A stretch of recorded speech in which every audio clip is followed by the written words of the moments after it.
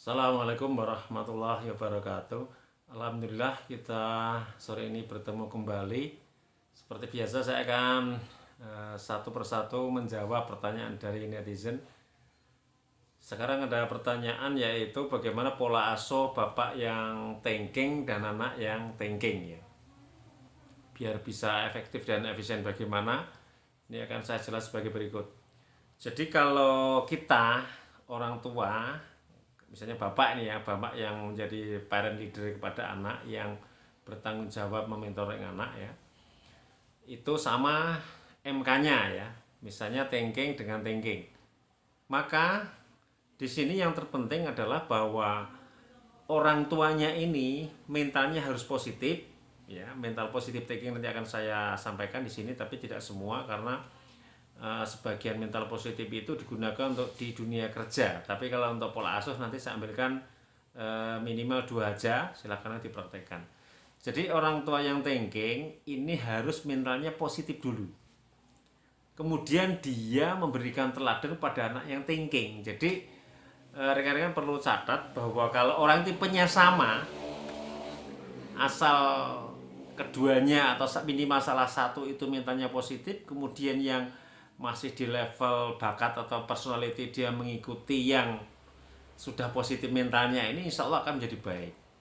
Entah itu pimpinan kepada anak buah, misalnya pimpinan thinking, anak buah thinking, pimpinannya harus mental positif, karena pimpinan itu adalah menjadi contoh teladan, menjadi leader bagi anak buahnya. Kalau ini belum positif tidak masalah, ini positif, kepimpinannya mental positif thinking, nanti diikuti oleh anak buahnya thinking, itu akan mudah itu ya.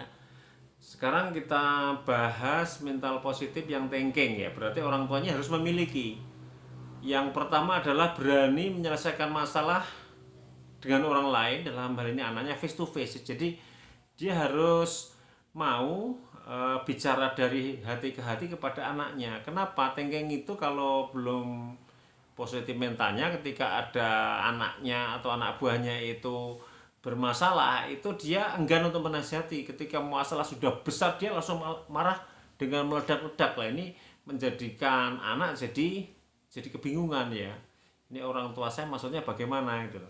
Maka di sini Anda kalau sebagai bapak yang thinking ya harus berusaha untuk banyak bicara kepada anak ya, semampu Anda, sebatas minimal Anda, untuk memberikan pencerahan pada anaknya ya. Misalnya anaknya malas belajar, berarti ya kepada anak yang thinking dia harus logis ya. Bapaknya logis, anaknya logis, silakan langsung ngomong pakai logika aja, sesuai dengan ketinggingan Anda. Misalnya, Mas, kamu kan sudah SMA, harusnya bisa mandiri membuat kegiatan dari bangun tidur sampai tidur lagi, kamu buat, dan kamu harus mandiri mempraktekkan. Dengan seperti itu kamu ya akan bisa menjadi orang yang luar biasa, karena kamu thinking itu manajer handal, komandan lapangan. Kalau di dunia pendidikan kamu nanti jadi kepala sekolah.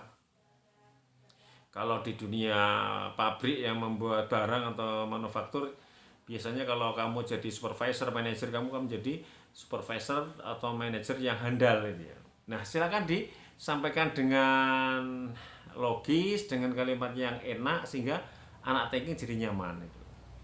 Itu mental positif yang pertama ya, harus berani menyelesaikan masalah orang face to face ya. Jangan anaknya salah didiamkan, kedua didiamkan, tiga diamkan, keempat lawan kesalahan dia langsung marah besar tanpa ada komunikasi yang mengalir, yang lancar, yang bisa mengenakan hati putranya.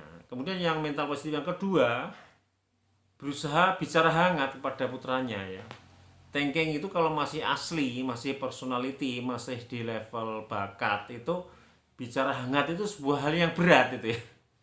Ya ini dilatih, karena beberapa thinking yang saya mentoring, saya konseling itu ya dia bisa ya, pinter mengkonseling juga, kemudian bicara hangat, suka menyapa, suka senyum, meskipun di awalnya itu suatu hal yang berat, tetapi kalau mau dilatih insya Allah bisa.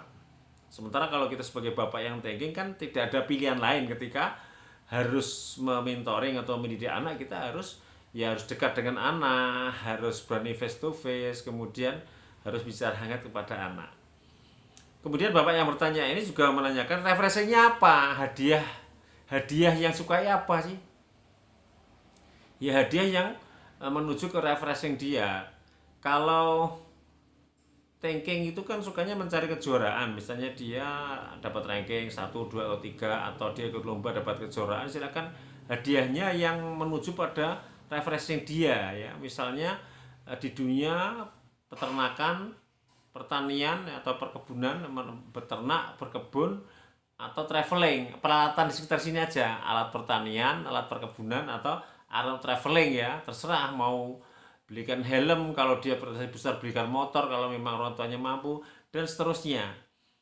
Jadi ternyata setelah saya mendalami cukup cukup jauh ya, karena sudah ratusan, bahkan mungkin sudah nyampe 2000 orang saya konseling ya, baik yang offline maupun online, itu ya hadiah tiap MK itu ya beda-beda yang disukainya. Kalau sensing itu sukanya paling suka uang. Kalau thinking ya perlengkapan yang tadi itu ya, yang berhubungan dengan berternak, berkebun, atau traveling. Kalau feeling benda-benda yang indah, yang ada nilai seninya, ya bisa ya sepeda motor, bisa mungkin jam tangan dan seterusnya. Kalau feeling itu terhadap benda kurang suka, kecuali feeling yang mental negatif. Kalau di level personality atau bahkan mental positif, feeling itu terhadap barang tidak begitu tertarik ya. Tertariknya ya kasih sayang, cinta dari orang tuanya, diajak ngomong enak, lemah lembut, merancang masa depan gitu ya.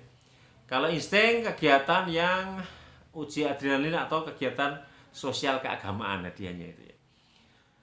Demikian sedikit pencerahan dari saya untuk pola asuh dari bapak thinking, anak yang thinking juga. Insya Allah saya akan lanjut dengan menjawab pertanyaan berikutnya. Demikian dari saya. Assalamualaikum warahmatullahi wabarakatuh.